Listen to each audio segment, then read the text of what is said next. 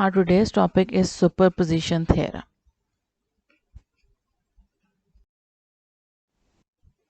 Now, what we are going to do in superposition theorem, we first have to discuss the statement of superposition theorem. The statement of superposition theorem says that the current through or voltage across an element in a linear bilateral network is equal to the algebraic sum of the currents or voltage produced independently by each source. So what is the meaning of this statement? This statement means that we are going to consider one source at a time. Either both the sources are voltage sources, we are going to consider one at a time, or both the sources are current sources, we are going to consider one at a time, or one is voltage and one is current source, we again are going to use one at a time. Now a few steps which we have to remember about the superposition theorem is the number of networks to be analyzed is equal to the number of independent sources. It means that we have to analyze the number of times the circuit, the number of networks to be analyzed.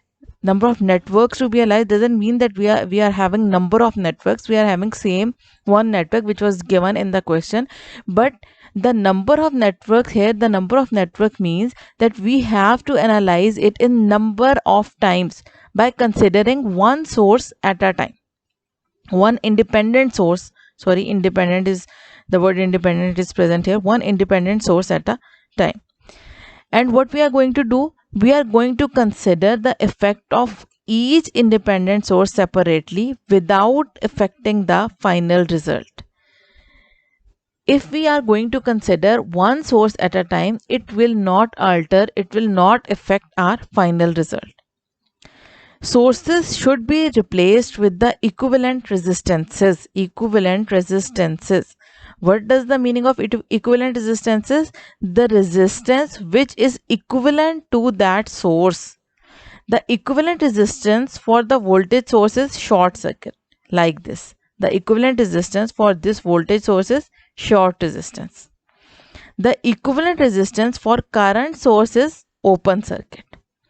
We are going to replace our current source with open circuit and our voltage source with short circuit, one at a time. If we are having a voltage source and a current source, then firstly we will consider a voltage source and replace the current source with an open circuit and analyze the circuit. Secondly, we are going to short the voltage source and considering the current source and again analyzing the circuit, right? Now we are going to solve an example. It will clarify you further. Now look at the example. What is in this example? In this example, we are having two voltage sources. One is over here and other is over here. Now how we are going to solve it with the help of superposition theorem? We are going to consider one source at a time, either E1 or E2. This is our E2. We are going to consider one at a time. And what is the requirement of the question? Determine the current through 4 ohm resistor. Where is 4 ohm resistor? This is 4 ohm resistor. This is the current which we have to find out in both the cases, in both the networks. What is the meaning of networks here? That we are going to consider one source at a time and considering the network existing with that source, and in the second step same circuit with the other source, it is another network. So first consider the effect of 54 volts and redraw the circuit. Now E1, we are going to consider E1 over here. We are going to just place E1 over here like this. This is, and we are going to separate this E2 as a short circuit like over here, right? The other circuit is same. This 24 ohm is same like here. This 12 ohm is same like here. This 4 ohm is same like here. Their places are even same. Just what we have done is we have shorted down E2, this E2 in the form of short like this, and considering E1 in this case. Now what we are going to do next is we will find out R total. R total, how can we find out R total? R2 in parallel with R3 plus R1. What is R total? It is 27 ohms. After finding out R total, we will find out I. I with the help of 54 volts, the voltage source which we are considering. And what we get is 2 ampere current. When we get 2 ampere current, we come to know that this 2 ampere current is going in next to branches in our circuit. Now what we are going to do, we are going to apply current divider rule. R2 into I was the total current over R2 plus R3, which is equal to 12 ohm into 2 ampere over 12 ohm plus 4 ohm, which is equal to 1.5 amperes. This is I3 bar. Why I3 bar? Because we are finding out I3 by considering one voltage, so E1. So we are labeling it I3 bar. What we are going to do next? We are going to short this E1 and using this 48 volts voltage source. Now this is another network number 2. We are going to find out this I3 again, right? Now again finding out R total, which is 12 ohms, then I3 again. Now we are going to label this I3 as I3 double bar. Why? Just to differentiate them, just to distinguish them from each other. And after that, our total current is 4 amperes with the help of 48 voltage. Now what we are going to do next is we are going to consider these both. I3 total is equal to I3 double bar minus I3 bar. Why? Because I3 double bar was with the help of voltage source 2 E2 and I3 bar was with the help of voltage source E1, and they both, when we have labeled that I3, they both are giving us the current in opposite direction, right? So because of opposite direction of currents in both cases, we are using negative sign here. So I3 is equal to, the final result of I3 is equal to 2.5 amperes. Same I have written here, as the direction of I3 in both cases was opposite to each other, so negative sign, right? Now we are going to solve another example. In this example, we are having a voltage source and a current source. And what we are going to find out?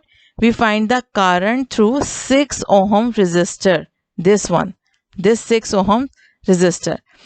Our first target is to find out the current through 6 ohms resistor, and our second target is demonstrate that superposition is not applicable to power levels. We are also going to study that how is the power levels going to affect in superposition theorem, right? So again, what we have studied earlier, that we are going to change the current source with open circuit. What we have done over here, open circuit instead of current source, and using this voltage source. Now what we have to find out, this I2 is equal to, this is open circuit, so we can't we are not going to consider this loop. We just have this circuit, only this circuit over here. So this is our total voltage entering through the circuit over total resistance, R total, and what we get is I2. It is in series now, so we are having a same current passing through both the resistors. This was the case of network 1. We are considering voltage source that was 36 volts. Now the second case, we have to short down the voltage source, and now we are using this current source.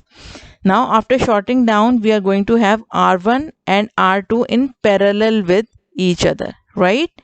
And this was the input current. Now we will apply current divider rule over here. R1 into I is this one, total current entering over R1 plus R2, which is equal to 6 amperes, right? Now again we are going to combine this I2 is equal to I2 bar plus I2 double bar. Why plus sign? Because the direction of current I2 in both the cases was same. So we'll add both these currents and we will get 8 amperes as an output. Now the second part of our question about the power to 6 ohm resistor. The power to 6 ohm resistor with the help of total current, total I, which we have find out by combining with the help of both the sources, is 8 amperes. 8 ampere square multiplied by 6 ohm is equal to 384 watt. This is our accurate result. Now if we are going to find out separately with the help of I2 bar and I2 double bar, with I2 bar we get 24 watt and with I2 double bar we got 216 watt. If we add both of them, it is 240 watt and it is not equal to 384 watt, which was our original value. So superposition theorem is not applicable to power levels. We have to find out the power at the end. We can't find out the power in steps and then combine them and then combine those values at the end. We have to find out the power with the help of end result. It is not applicable with the help of single source, right? This is very important point. Now you have to solve all the remaining examples in the book of the chapter, and also you have to solve the questions with of exercise as an assignment to get a more better command over the procedure. Thank you.